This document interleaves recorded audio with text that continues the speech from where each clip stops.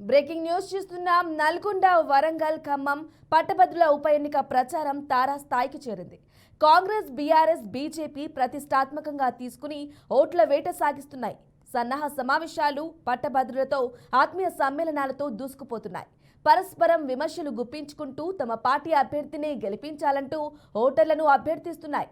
పట్టభద్రుల ఎమ్మెల్సీ ఎన్నికల ప్రచారం శనివారంతో ముగియనుంది. ఈ నెల 27న ఉదయం 8 గంటల నుంచి సాయంత్రం 4 గంటల వరకు పోలింగ్ జరగనుండగా నిబంధనల ప్రకారం పోలింగ్ ముగిసే సమయానికి 48 గంటల ముందు ప్రచారం బంద్ చేయాల్సి ఉంటుంది. దీంతో ఈ నెల 25న సాయంత్రం 4 గంటల వరకే ప్రచారానికి గడువు మిగిలి ఉంది.